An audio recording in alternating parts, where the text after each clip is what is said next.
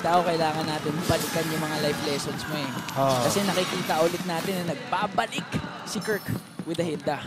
Okay. So, for Onyx Philippines naman, yung lineup kasi nila may parang extra steps pa kailangan gawin eh para magamit mo talaga. Again, with RQ Hoshi, yung comfort nila, yung Tigreal na yan, back to basics yan para sa kanila.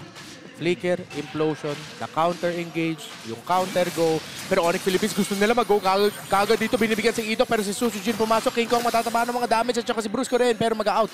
Ang Onyx Philippines, big trade sa umpisa ng laban na pinapakita ata din ng RQ Hoshi na kahit na mag-invade kayo, ready kami lumaban sa inyo. Brusco, delikado ata. Keral lumalapit para tulungan siya at si Brusco ata yung next target. Makakapag-flicker pa siya at nakatakas ang Bruiser. Sakto naman at tinangkin ng Crab yung mga bala doon ni Toy.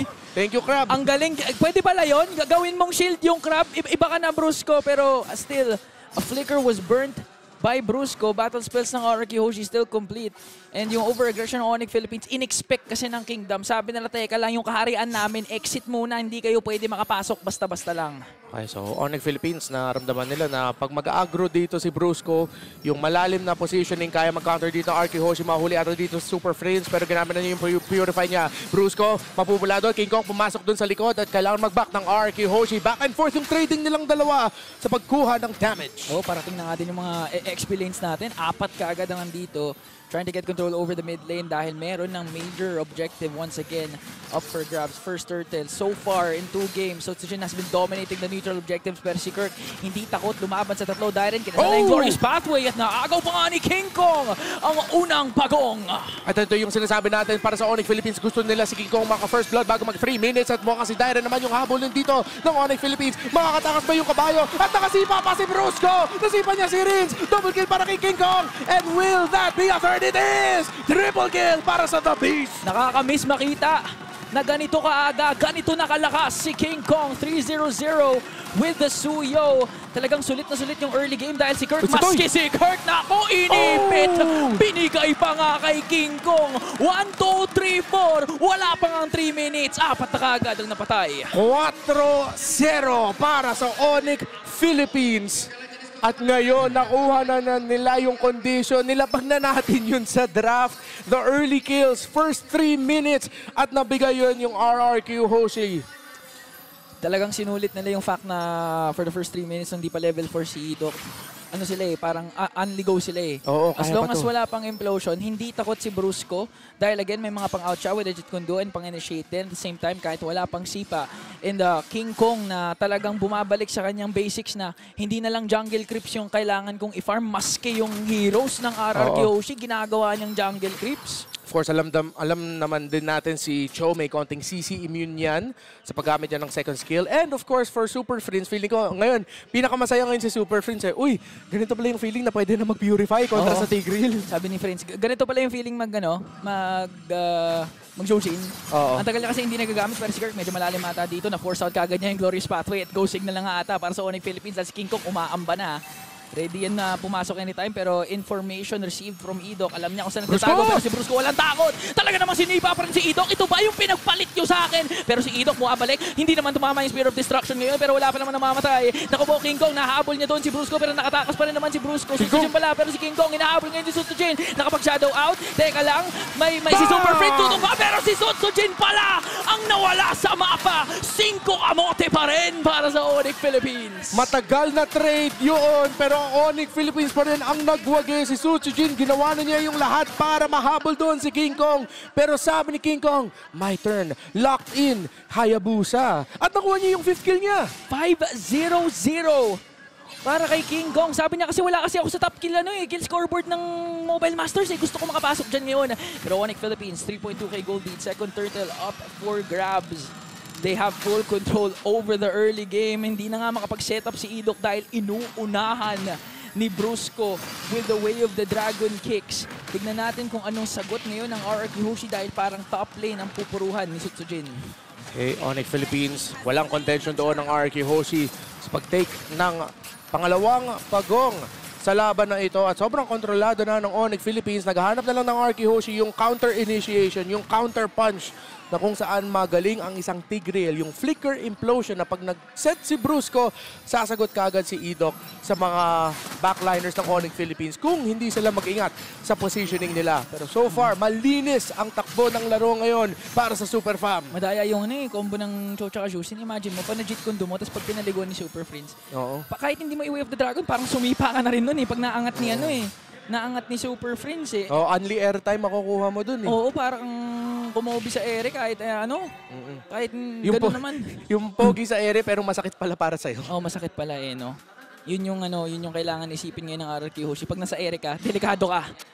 Pero Onyx Philippines, again, even if magawa nga ni Idok yung sinasabi mo na implosion play, dahil sa pag-switch nila ng battle spells to Purify, pwede ka agad maagapan ng Onyx Philippines, pero si Idok medyo naliligaw ata dito kasi nagbibigay ng enough space for Troy. Mahuli to. Para makapush ka agad. Si Super Friends, walang takot. Mahuli niya ata dito yung Tigreal. Nahuli na nga.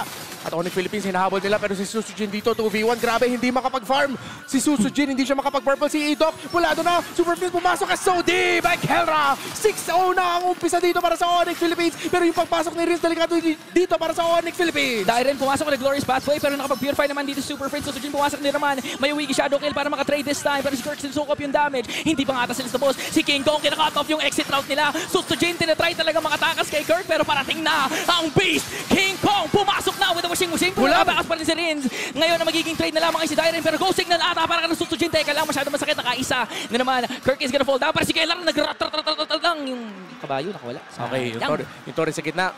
Mahuhuli ata ng RRQ Hoshi. Hindi na nag-go si Toy doon sa pagkuha.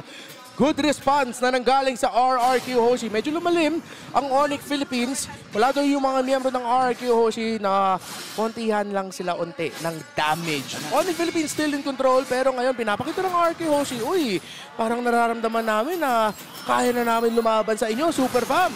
Oo, as long as nagagawa kasi ni Dairen talaga yung kanyang trabaho, which is to be the main frontliner.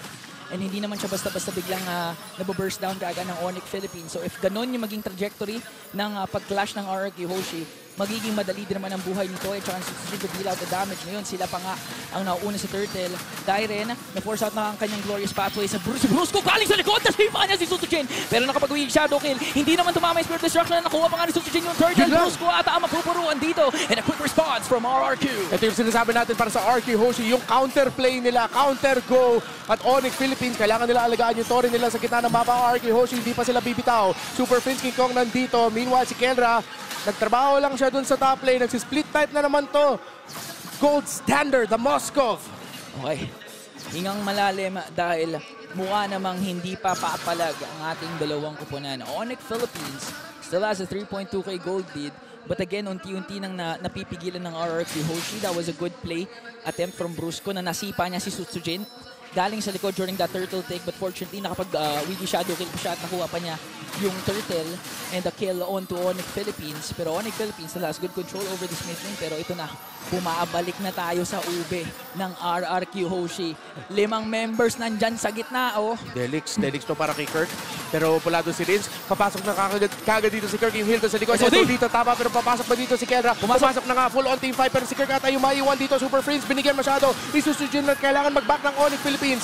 Dahil nabigyan si Super Friends, hindi nila matulungan si Kirk na naiwan. Munti ka na nga rin dun si Kelra Onti nga, kung hindi tumama yung Spear of Misery ni Kelra kay Idok, nabigyan niya kaagad ng implosion. Pero dahil nakapag Spear of Misery siya, tsaka nakapag-dash out siya, si Kirk lang ang napuruhan ng implosion. So Onyx Philippines nakatakas sa potential disastrous event in RRQ Hoshi. Nakahanap na naman ng trade.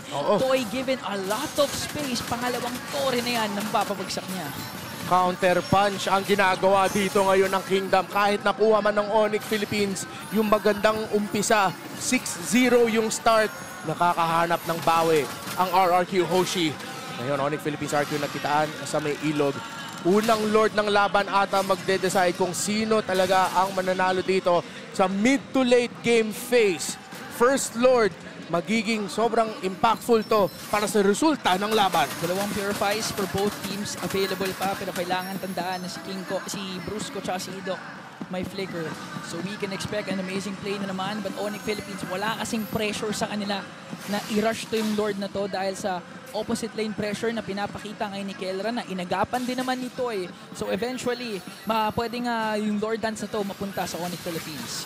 Okay, Onyx Philippines at Arky Hoshi, naglo-Lord Dance na. Pero yung Lord Dance na masakitan, poke-poke muna. Susujin, pumasok, Super Friends, na mabibigyan ng damage dito. Grabe yung pwestuhan nito, walang takot talaga. At napupush back dito yung Onyx Philippines. Yung Torre dito sa gitna ng Onyx.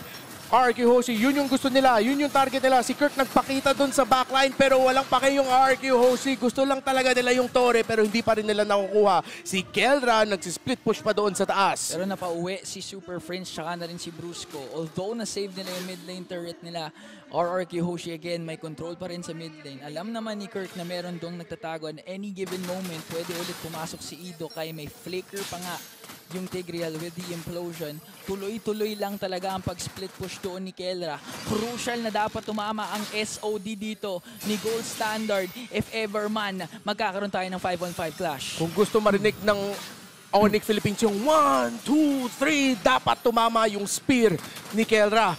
Onyx Philippines, slow take. RRQ Hoshi, yung top lane nila pinupush doon ni Kelra. Lalaban sila pero palado sila! Dairen ginamit na nga din yung Glorious Pathway pati revitalize pero si Brusco may nasipa. It's gonna be on to Idok. Ginamit yung blowjob pero si Sutujin ang makakakuha ng Lord. Gusto pa nga nila mag-go pero si Kirk working on Toy. Toy makakalayo, makakaisa pa nga ata. And a mega kill coming in from the Granger. Dalawa agad, isa ka agad ang nawala sa Onyx Philippines pero kapalit naman ng dalawa yung spear! Kelra! Si Sutujin yung nahanap niya at si Toy makakatakas pero dalawa para sa The Gold Standard! The Gold Standard with a golden play na naman! Turn things around! RRQ Hoshi, sa inyo na yung Lord pero double check kayo sa base nyo dahil 4 yung nagtutulak. 3 na lamang ang natitira at makakabasag ng inhibitor. Ang Onyx hindi pa tapos si Kelra! Grabe! Galit na galit si Kelra ngayon! Shutdown kay Toy! Mega kill para sa The Gold Standard!